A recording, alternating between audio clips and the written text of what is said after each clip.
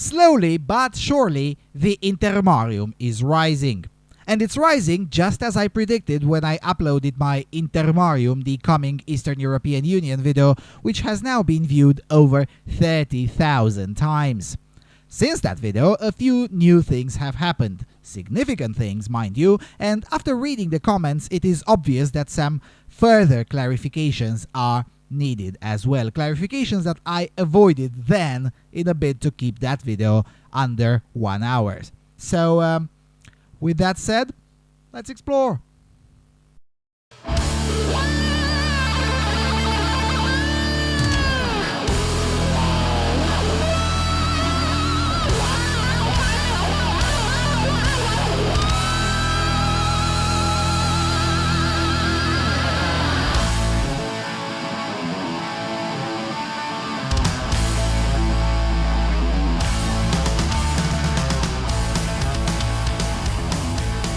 Hello everyone and welcome to the Freedom Alternative. Alright, so in the case you haven't already seen the video I published on May the 12th called Intermarium, the coming Eastern European Union, please watch that one first because I'll be referring to stuff from there, assuming everyone knows what I'm talking about. So, with that said, for the purposes of this video, there are 4 topics that need to be discussed. 1. The latest news. 2. Analysis. 3. Further clarifications, in part based on the comments received in the first video. And 4. Conclusions and adjusted predictions. So, let's dive in. Obviously, the biggest news is Trump's speech at this year's Intermarium summit. By far, the best speech delivered by Donald Trump since Donald Trump has been in politics. So basically, in the last 2 years or so. As a side note, it is becoming clear and clear that those who said Donald Trump is not a fabulous politician, but he is astonishingly good when it comes to delegating tasks, well, those people appear to have been correct. Because one of the things that didn't emerge in the cathedral media is the fact that Trump's speech in Warsaw was written by Marek Jan Chodakiewicz, the same individual whose lectures I recommended for further documentation in the original video about the Intermarium. So that's the second piece of news. The third piece of news is that the subscribers of this channel will get a front seat and beyond the headlines coverage of the next year's Intermarium summit, which will be held in Romania. Me and at least one of my colleagues from the Romanian language version of the channel will travel to wherever in the country the summit will be held and try to get as many interviews as possible, possibly even with at least one head of state. We're upping this operation slowly, but this Intermarium thing I feel confident in announcing right now because we already made the preliminary arrangements to ensure we will be there. Even in a worst-case scenario, you'll still get top-notch coverage and inside info from top intellectuals and security experts. You know, the people that actually matter in this issue. But more on that in segment 3. Finally, the fourth piece of news, which is an indirect but obvious one, is that now we know what is the position of the United States on all of this. When I uploaded the previous video, all we knew was that top intellectuals were pitching the project at Washington and have been pitching it for the last several years actually, and that the establishment is at best aware of it, but likely quite ignorant about it. That was the best available information in early May when I made the video, and that's what I replied in the comments when asked why didn't I include any analysis on the United States. Well, now we know better. The years of pitching the project have yielded results to the extent that the POTUS himself comes to an Intermarium summit to deliver a speech in part written by one of the top intellectuals of the project. So with that, let's move to segment 2, analysis.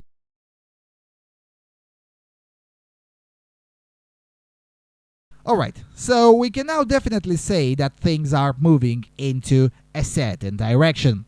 It would appear that the 3 Seas version of the Intermarium project is the one that won out from all the possible scenarios. And we know this not just because the most popular Intermarium convention is called the 3 Seas Initiative, but also because in his speech, Trump alluded multiple times that the limits of the Intermarium are, at least for now, Poland in the north, Romania in the south, and Croatia in the west. Now, that's neither a bad thing nor a good thing. It just is. As I alluded to in the previous video on this topic, the popular opinion doesn't really matter, and it will not matter. This is an issue to be decided among military leaders, security experts, and to a lesser extent, economists. In other words, conservative intellectuals. These are the people who matter. The question is not whether the Intermarium will happen or not. The question is, when will it happen and how will it look like? And this is a question where the conservative side of the public might get to have a say, provided that it gives a damn.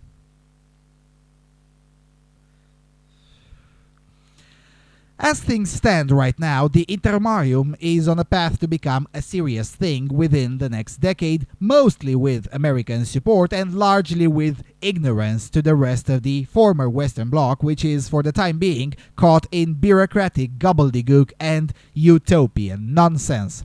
I mean, seriously, who gives a shit what France believes when Macron is busy talking about fighting climate change as a strategy to combat terrorism?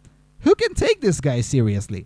Or the EU leadership, led by a drunken, barely literate man that nobody in Europe would recognize if they had saw him on the streets of any European capital, be it in the Intermarium or outside of it. Who cares what they think? In fact, Europe has been moving in many directions in the last decade, regardless of the opinions from Brussels, and that trend will only accelerate because irrelevancy has been the only substantive product of the Brussels bureaucracy for the last decade and continues to be. The European Parliament is seriously debating a tax on links posted on social media and the limits on coffee machines. And that's just the beginning. I'm not joking. The degree of how out of touch the Brussels so-called elites are cannot be overestimated. So for all intents and purposes, the Intermarium should, and I contend would, continue on its way while paying the absolute minimum amount of attention to what the clowns in Brussels think and say. All right, let's get to segment 3, further clarifications and the comments. So, at the moment of this recording, there are about 700 comments, or maybe even 750, posted under the original video that I made about the Intermarium. These comments can be categorized into 6 different categories. 1, legitimate criticism. 2, complete agreement. 3, missing the point. 4, legitimate disagreement, such as those who believe it cannot work or it will not work, and so on and so forth. 5, disagreement for reasons of stupidity. And finally, the 6th category, Putinist shills. Now, the most numerous of these 6 were the ones missing the point, followed closely by Putinist shills. But while the Putinist shills are part and parcel of uploading videos on a large platform about the Intermarium, the ones legitimately missing the point are a serious concern that deserve further clarification. And for some of them, the clarification ain't gonna be pretty. So, 1. Nobody cares about pointless bickering in YouTube comment sections between lowlifes LARPing as nationalists. It's really that simple. For instance, there was a Croatian guy in the comments claiming he's against the Intermarium because he believes it's a globalist plan. Guess what? No one cares. This project will not be subject to referenda because it is a military project first, an economic project second, and only third, a political project. You'll get a referendum on whether you'd trust the central Intermarium agencies to extend outside economics or not, such as, I don't know, banning gay marriage Intermarium-wide, for instance. That's when the opinions of the plebs will matter. But that's decades down the line, and that's in a best case scenario. For all intents and purposes, the plebs will get no say in this, at least for the next 2 decades, and the reason is simple. This is mostly a military operation and project, and in military affairs, there are no referenda, nor should there be. Referendums are for what's happening inside the commons, not on how to defend the commons. That's a duty, not a right. Second, as I mentioned in the original video, this will unfold much slower than it would seem. It's not like we'd have an Intermarium commission based in Warsaw or in Bucharest or in Zagreb by 2020 or anything. No. This is a much more long-term process, and this means that at least another generation will be exchanged. And the kids of today practice an entirely different version of nationalism than the man-children who LARP in YouTube comment sections. Look at things like Génération Identitaire for a little hint on how present-day late teenagers view nationalism. They don't sit around arguing with Italians that South Tyrol was once Australian land. They join the Italians in combating Islam and cultural Marxism, because that's what's important. This is happening much faster in the Intermarium also than YouTube comment sections would indicate. For instance, I was chatting the other day with a chap whose parents organized some sort of summer camps initially meant to help the Hungarian-speaking youth from the Mureș, Covasna and Harghita counties in Romania. And those camps were meant to, quote, keep their identity in front of Romanian aggression, end quote. In his words, they're more like barbecue parties for old people caught in a different timeline. I mean, these camps, mind you, were an enormous success in early 1990s, but have gradually become a relic and a topic of mockery among the very Hungarian-speaking youth they were allegedly helping. Today, their youngest participants are in their late 30s and the median age is 50. Why? Because no one cares. People have moved on, much more than YouTube comment sections would indicate. Now, multiply that trend by another 20 years, and you'll see why most of the bickering in the comment section of the previous video is exactly what I say, utterly irrelevant in the context of the Intermarium project. And finally, the third clarification, religious bickering won't matter either. There were a few Serbs in the comments who said that they wouldn't join because Croatia is Catholic and that's somehow bad. Well, first of all, Serbia needs to deal with its Putinist shilling before considering the Intermarium, but more importantly, one should take a deep look in the present day.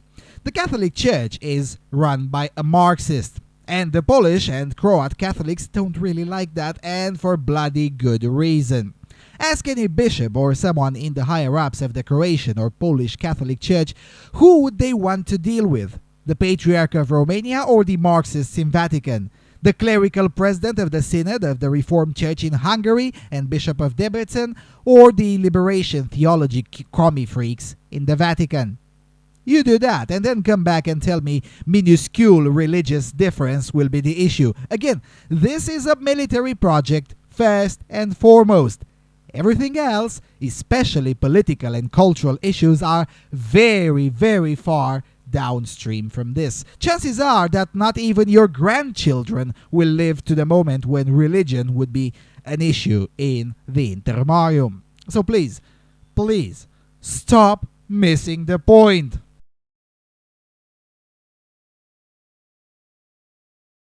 Alright, let's move to the final segment, adjusted predictions and conclusions. Look, nobody can tell you exactly how things will go. Military alliance and geopolitics is part science, but also part art. With that said, some, let's call them educated guesses can be made, and also some grounded recommendations. First of all, the Intermarium should absolutely take advantage of the Republican administration in the United States right about now. And I say Republican administration in general because Trump himself already did what he was supposed to do. From now on, it's only negotiations and discussions among the military strategists, energy experts, and other elements of the deep state on all sides. And if history is any good indicator, Republican administrations have consistently been a friend of the Intermarium. Here, I mean the Intermarium as a geographical term. For instance, Reagan insisted that against the evil empire to free the Intermarium from the Soviet boot. The H.W. Bush administration insisted on helping the Intermarium rebuild its national armies. George W. Bush reversed the Clinton-era policy and invited most of the Intermarium to join NATO. You get the point. The next 3 years will be very important for the future of the project. What happens in the 2018 and 2019 Intermarium summits will decide whether the project will deepen its construction by 2025 or it gets postponed to mid-2030s. The latter being, in my humble opinion, a catastrophe for the Intermarium.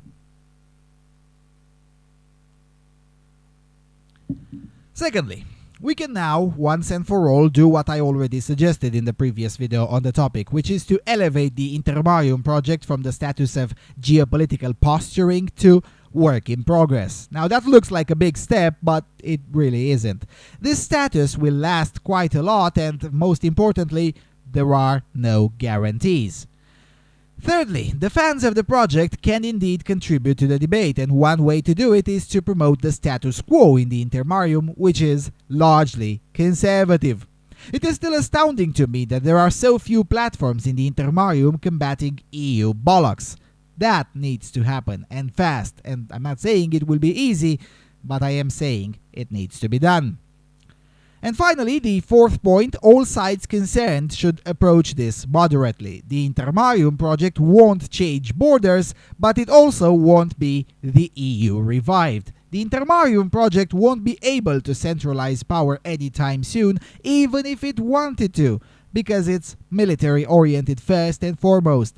And no, it won't start a war. If anything, the rise of the Intermarium will prevent war.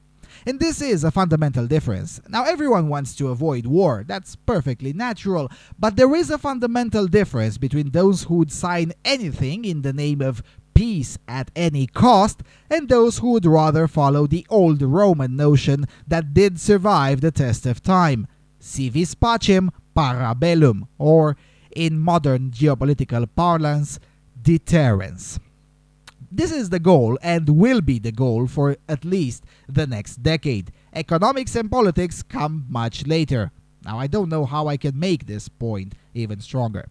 Basically, expect the things, but don't expect spectacular things overnight. That's not how the Intermarium will rise. That's not how conservatives run things. And with that said, thank you all for watching. Thank you for your continuous and generous support, and I'll see you soon on Freedom Alternative.